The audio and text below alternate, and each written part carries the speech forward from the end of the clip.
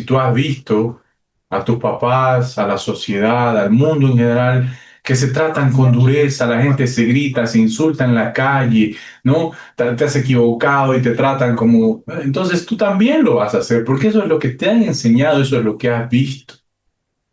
Sin embargo, eh, Jesús nos invita a vivir otra cultura y nos da el poder, su espíritu, para que esa transformación ocurra.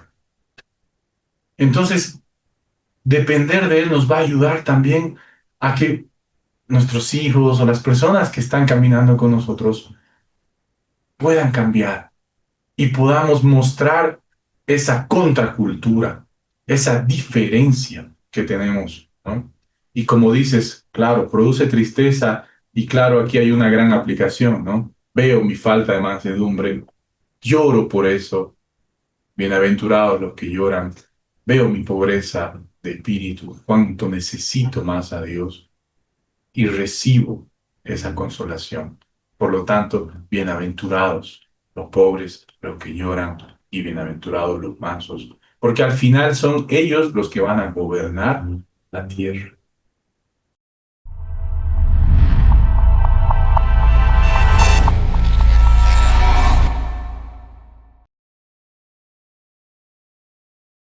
Bienaventurados los mansos, porque ellos heredarán la tierra.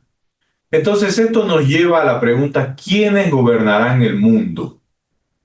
Generalmente, por las películas que vemos, por la cosmovisión que tenemos de la vida, se nos ha enseñado que los que gobiernan la tierra son los más fuertes. Es decir, la nación que tenga el mejor ejército, la mejor tecnología, la mejor estrategia y por lo tanto la mayor fuerza y potencia para poder conquistar un territorio. Se ha visto así desde la antigüedad, ¿no? Cuando habían guerras, se enfrentaban, el que era más fuerte dominaba ese territorio y sometía a todos los demás. Entonces, si uno piensa en querer gobernar, dominar o heredar la tierra, generalmente piensa en fuerza, piensa en violencia, piensa en agresividad. No, el más fuerte es el que conquista, los más débiles son los que se someten. Esa es la idea que tenemos. Y incluso cuando Jesús está hablando, los judíos a los que Jesús está hablando son judíos que están esperando el regreso del Mesías, pero un Mesías que tenga la capacidad de materializar de forma militar la conquista de Roma. Primero la liberación, obviamente, y luego la conquista de Roma y del mundo. Entonces, Jesús le está hablando a un público que está esperando eso precisamente, guerra, fuerza, potencia, violencia y por lo tanto conquista. Y Jesús viene y les dice, a ver, escúchenme, el que tenga oídos, que oiga. Felices los mansos, porque ellos heredarán la tierra. El judío en ese momento está triste, está frustrado, porque están siendo sometidos y quiere ser feliz. Entonces Jesús le dice, feliz el manso, porque él heredará la tierra. Esto suena como un tambor, como un golpe en el corazón de aquel que está escuchando las palabras de Jesús, porque contradice lo que él espera, contradice su expectativa de Jesús. El Mesías debería ser así y resulta que me dice que el manso, el que llora, el que es pobre, o sea, ya estás yendo demasiado lejos. Te estás apartando demasiado de lo que yo espero de ti, Jesús. Y esa es la idea que Jesús tiene en mente. Realmente de poner la verdad en la mesa. Porque hasta ahora hemos creído una gran mentira, que los violentos, que los más fuertes son los que van a gobernar la tierra. Sin embargo, Dios, Jesús dice aquí que serán los mansos. ¿Y qué significa mansedumbre? ¿Qué se entiende por mansedumbre? Muchas veces pensamos que mansedumbre es aquel, el pusilánime, ¿no? Pusilánime es aquel débil que no tiene mucha capacidad para defenderse, que deja que las cosas ocurran, que, bueno, si me van a ordenar que haga cosas, las hago sin objeción alguna, sea lo que sea, renuncio a mis valores, a mis principios, no importa. Lo importante es aquí evitar la confrontación, ¿no? Entonces, a veces pensamos que el manso es este, el que huye, el que evita la confrontación. Pero vamos a ver que en el contexto, la palabra mansedumbre que dice Jesús se refiere, así como vimos los que serán consolados, hoy vamos a ver a profundidad qué significa esta palabra. Lo primero que vamos a ver es que esta palabra significa fortaleza. Yo también me sorprendí, estaba buscando, investigando y veo en el griego que significaba fortaleza. ¿Fortaleza en qué? Fortaleza en el trato hacia los demás. Es decir, fortaleza de aquel que es capaz, dice, de responder hacia el trato que los demás le hacen sin violencia. Fortaleza el que es capaz de corregir a los demás sin dureza. Fortaleza en la reacción y acción que una persona tiene hacia el otro. Habíamos visto bienaventurados los pobres, que es algo relacionado internamente, ¿no? Es mi relación interna conmigo mismo y con Dios. Bienaventurados los que lloran, igualmente es algo individual, interno. Bienaventurados los mansos se refiere al trato que tenemos con las demás personas y a esa fortaleza que es la capacidad de ser suave en el trato, amable en el trato, de poder controlar nuestras reacciones. Y hay ejemplos que nos van a ayudar a entender. Por ejemplo, valga la redundancia, un caballo que ha sido domado. Un caballo que ha sido domado tiene fuerza para patear, tiene fuerza para saltar, para hacer caer a la persona que está encima de él. Sin embargo, ha sido domado de alguna forma y esa fuerza es controlada. Si lo ponemos en términos humanos, nosotros hemos sido domados, nuestro yugo ha sido domado por Dios, por Cristo. Entonces, toda la fortaleza que tenemos no la usamos para lastimar, para humillar, para herir, sino más bien para caminar en una dirección, en la dirección en la que Cristo nos lleva. Otro ejemplo de mansedumbre puede ser el mar. El mar, cuando ustedes lo ven suave, apacible, es hermoso verlo así. Pero eso no significa que este mar no tiene la fuerza para entrar en una gran tempestad y destruir todo lo que está encima. O el viento, un suave viento, es agradable a la piel, a todo, a los sentidos. Es lindo sentir un suave viento. Pero ¿qué pasa cuando es una gran tormenta? Entonces la mansedumbre es este poder controlado, es este mar tranquilo que sí tiene la fuerza para destruir, pero no la usa para destruir. Sí, tiene el viento, tiene la fuerza para ser una gran tempestad, pero no lo usa. Sí, el caballo puede patear, lastimar, herir, correr sin rumbo, pero no tiene la fortaleza para amoldar su carácter y responder con gentileza. Eso es la mansedumbre. La mansedumbre es alguien que ha logrado conquistar sus reacciones hacia los demás. Alguien que puede controlar su lengua y cuando le ofenden no responde con una ofensa mayor. Es alguien que puede responder sin violencia y corregir sin dureza. El manso es aquel que es libre del orgullo. No tiene un ego inflado, exaltado, que siempre busca de alguna forma exaltarse. El manso es respuesta del pobre de corazón, del pobre de espíritu que conoce su condición, tiene una correcta imagen de sí mismo y por lo tanto no está buscando constantemente la exaltación, ni él mismo busca exaltarse, ni espera que los demás lo exalten. ¿Por qué? Porque conoce su posición delante de Dios. El manso es alguien que es paciente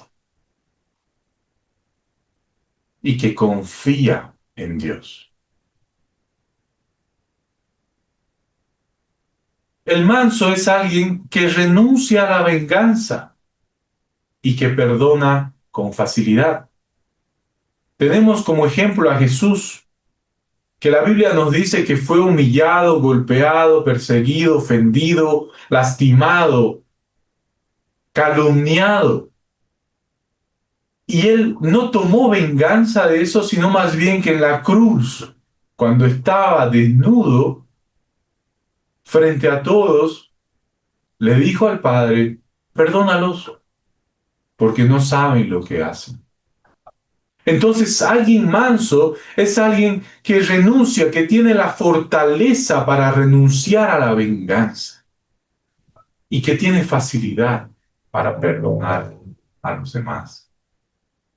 El manso es alguien agradecido, que no considera que merece todo lo que tiene. ¿Por qué? Hermanos, veamos cómo se ha producido la mansedumbre en el corazón de una persona. Porque primero ha pasado por su pobreza de espíritu y ha reconocido su necesidad de Dios. Luego ha llorado, ¿no? Bienaventurados los que lloran. Ha llorado porque conoce su maldad, conoce su condición y sabe que dentro de él hay una gran capacidad para hacer daño, que muchas veces la ha usado.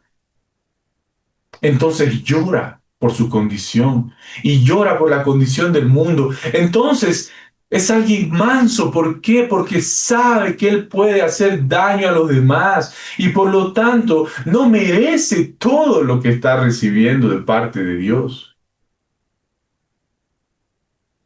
Más bien conoce la palabra y sabe que la paga del pecado es la muerte, pero no ha recibido muerte, ha recibido gracia. Por lo tanto es agradecido. Por lo tanto, no exige, no demanda. Quiero esto. Yo me merezco esto. Esas palabras serían lo opuesto a alguien manso. Porque el manso descansa en Dios, confía en Él y está agradecido por el pan de cada día. Por lo tanto, es alguien que se somete a Dios y que sirve a Dios sin jactarse. No busca exaltarse, no busca jactarse. Ah, es que yo sirvo a Dios y mírenme con respeto. No, él se somete a Dios y lo obedece sin necesidad de jactarse. Fíjense que el manso es alguien que está liberado de la esclavitud del ego, del que yo necesito ser, yo necesito verme, yo necesito que los demás me vean de una forma. El manso está libre de eso. El manso confronta, pero no defiende su ego. Algunos me dirán, Jesús, cuando confrontaba a los discípulos, a los fariseos, ¿qué les decía?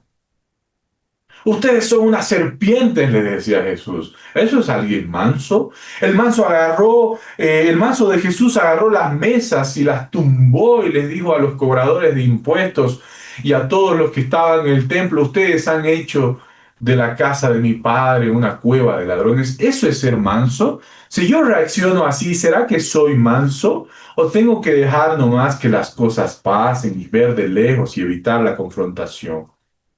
El manso confronta. Pero no porque Jesús no lo hacía porque estaba defendiendo su ego. Ah, es que han dicho que yo soy. Jesús confrontaba porque veía la injusticia en el mundo, porque veía la maldad y cómo los fariseos y otros estaban haciendo daño a las demás personas, a los vulnerables. Entonces confrontaba porque el nombre de su Padre estaba siendo profanado, no porque mi ego, mi yo estaba siendo atacado. El manso es aquel que no se aferra a títulos o capacidades para definir su valor. La palabra nos enseña que Jesús no se aferró a su condición de Dios, de hijo de Dios, sino más bien que se humilló a sí mismo y hasta lo sumo que se hizo humano. Y dentro de los humanos se hizo pobre. Materialmente hablando, nació ni siquiera en una casa propia, ni siquiera en una cuna propia. Nació donde nacen los animales, de una familia pobre. No se aferró a su condición de hijo de Dios, sino que se humilló a lo sumo. Entonces el manso es aquel que no se aferra, no es que yo tengo estos títulos, yo tengo estas capacidades, ¿no has visto lo que yo soy capaz, mis habilidades? Y en función a eso define su valor. Eso sería lo contrario a mansedumbre. El manso es alguien real, es sincero, no busca aparentar, no se infla a sí mismo para que parezca que es más de lo que no es. ¿Por qué? Porque el manso es alguien que conoce sus límites, sabe que es capaz de pecar, sabe que puede fallar en cualquier momento. Pablo nos dio esta gran lección de humildad y de mansedumbre. Pablo decía, quiero hacer lo bueno, pero muchas veces hago lo contrario. Entonces el manso conoce sus límites y sus carencias.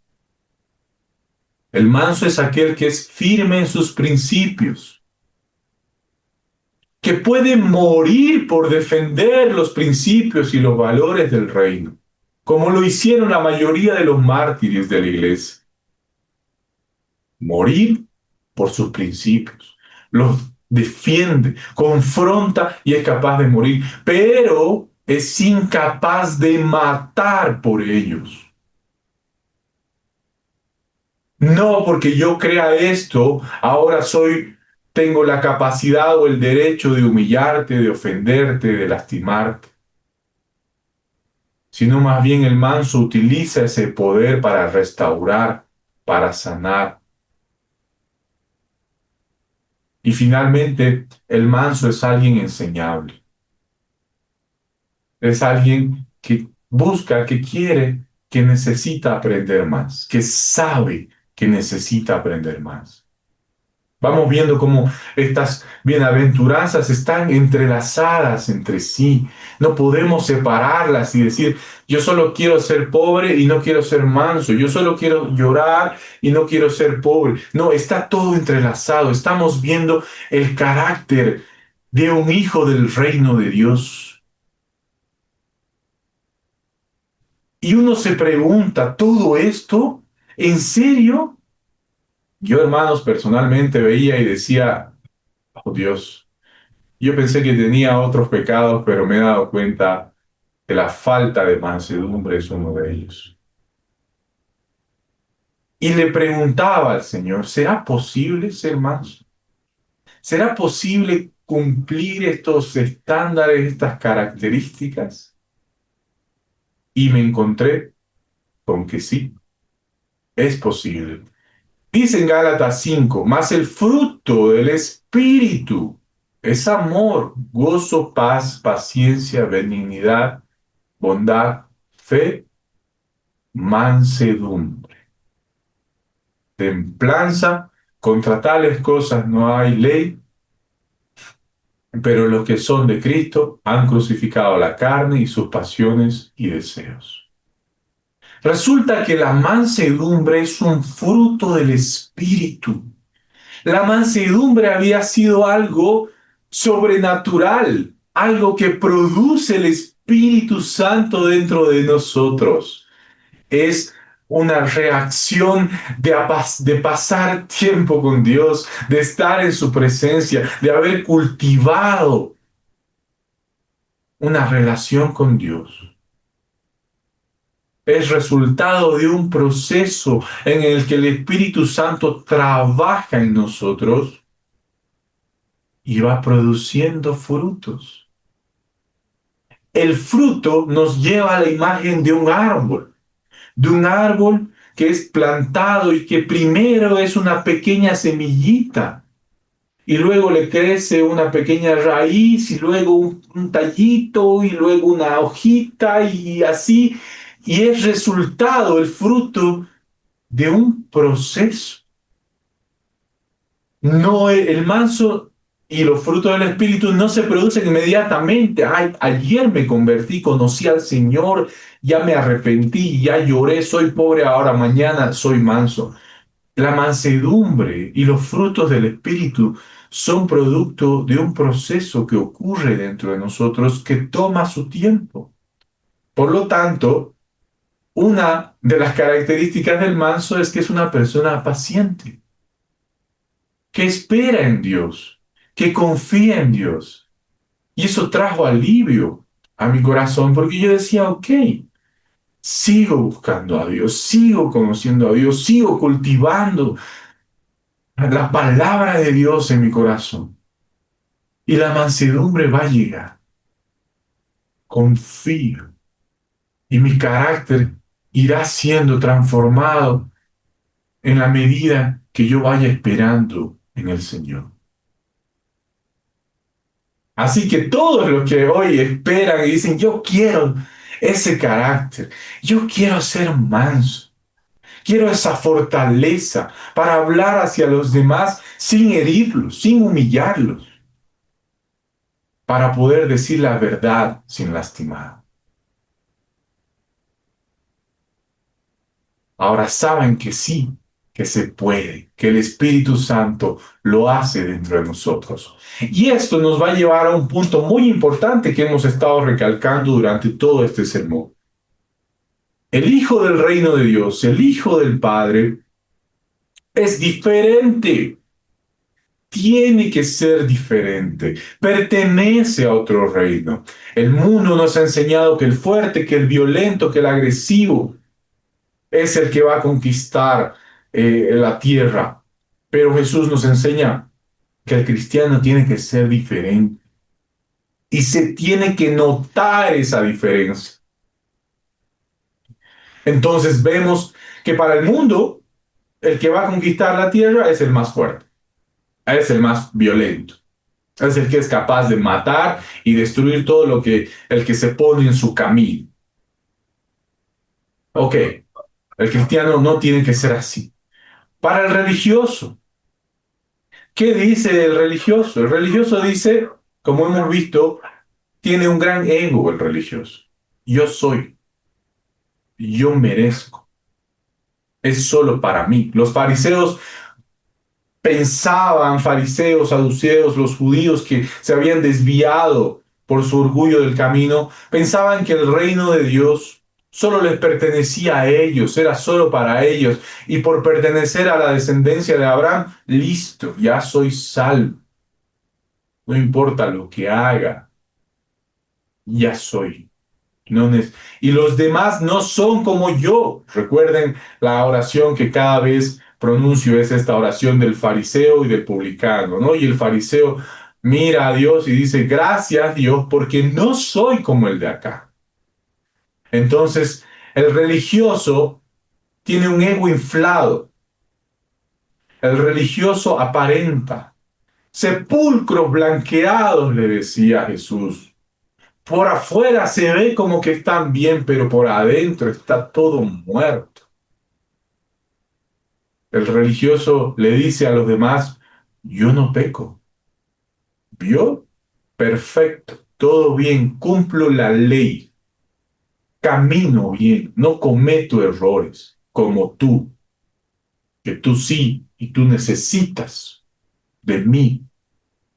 Y al final la palabra decía, no, estos religiosos buscan al discípulo un montón y lo terminan haciendo peor que él mismo. Entonces, ¿qué hace diferente al cristiano? Primero, que es real, que conoce sus límites, que es manso, que no responde con dureza y que no piensa que siendo el más violento, de ese modo va a conquistar el mundo. No, sino más bien que tiene control y dominio sobre su carácter. Por lo tanto, vamos haciendo algunas aplicaciones. ¿Cómo yo puedo aplicar la mansedumbre en mi día a día? ¿Cómo puedo saber si estoy siendo manso? Quiero una acción específica para aplicarla hoy, por ejemplo, y que al hacerlo el reino de Dios se manifieste y que el nombre de Dios sea santificado. Gálatas 1 nos enseña, 6:1 nos enseña así. Hermanos, si alguno fuere sorprendido en alguna falta, vosotros que sois espirituales, les dice Pablo, restaurarle con espíritu de mansedumbre, considerándote a ti mismo, no sea que tú también seas tentado. Entonces, como vemos, la mansedumbre tiene una relación con respecto a cómo me llevo con las demás personas, a mis relaciones interpersonales. Entonces, dice, si alguno fuere sorprendido en alguna falta, ya sea, no sé, en la iglesia, en tu familia, en tu trabajo, ay, se ha equivocado el hermano. ¿Qué dice? Restauradle. Qué diferente al fariseo, ¿no? Que le dice, ah, no, tú malo, tú cruel, juicio para ti, pum, pum, mi martillo, ¿no? Culpable, culpable, culpable. O el mundo dice, ah, este es un débil, yo voy a pasar por encima de él. ¿Qué hace el cristiano que es manso? Dice, restauradle, le apoya, busca la restauración con espíritu de mansedumbre, porque el manso sabe que él también puede caer. Entonces busca restaurar al otro. Tiene una concepción correcta de sí mismo.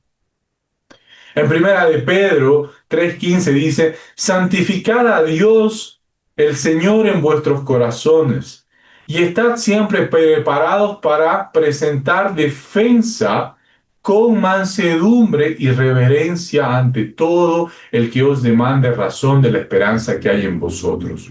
¿Qué quiere decir? Que cuando tengamos que defender nuestra fe, lo hagamos con mansedumbre. Es decir, si alguien dice, ah, tú cristianito, alabanza, aleluya, hermanito. Y no, que ya soy, ¿no? Ya, y uno puede defender su fe quizás cuando se siente juzgado en su familia, entre las personas más cercanas a uno mismo, y defenderla con rudeza, con torpeza, buscando humillar al otro. No, que tú eres pecador. Dice la palabra que podemos aplicar la mansedumbre al momento de defender nuestra fe, con un carácter templado, con las palabras correctas. Y eso dice que santifica a Dios. Y finalmente, hermanos, una aplicación más es dejar la autocompasión. Estuve indagando, investigando esto, que está muy relacionado con la mansedumbre. Muchas personas lo confunden como si fuera lo mismo, ¿no? El que tiene autocompasión es el que, bueno, agacha la cabeza, muchas veces se lo entiende así, ¿no? Como el que siempre está pensando, pobre de mí, soy víctima, ¿no? Entonces, por lo tanto, soy dócil, soy suave en mi trato. Y aquí hay que dejar claro una diferencia, ¿no? La autocompasión, como dice autocompasión, es algo que está centrado en el yo. Yo, pobre de mí, yo, pobre lo que me hicieron a mí, pobre lo que va a pasar en mí, pobre las decisiones que yo estoy haciendo. Entonces, la autocompasión está centrada en el yo y generalmente es un poco depresiva, ¿no? Pobre de mí. Un ejemplo de autocompasión vamos a ver en el profeta Isaías, perdón, en el profeta Elías, cuando recibe la noticia de que Jezabel ha mandado a matarlo, ¿qué hace Elías? Escapa. Y cuando escapa, se encierra en una cueva.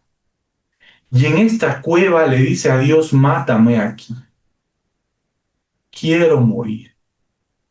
Se ha olvidado de su propósito, se ha olvidado de la misión que Dios tiene para él, se ha olvidado del poder que de Dios, que de Dios ha recibido y por lo tanto realiza los milagros que realiza. No dice, pobre de mí, quiero morir aquí, déjame morir aquí, ¿para qué me has llamado? ¿Para qué estoy acá? Está ensimismado. Incluso le dice a Dios, solo yo quedo, soy el único profeta. Dios con mansedumbre que hace, le restaura, lo alimenta, le dice que duerma, que descanse.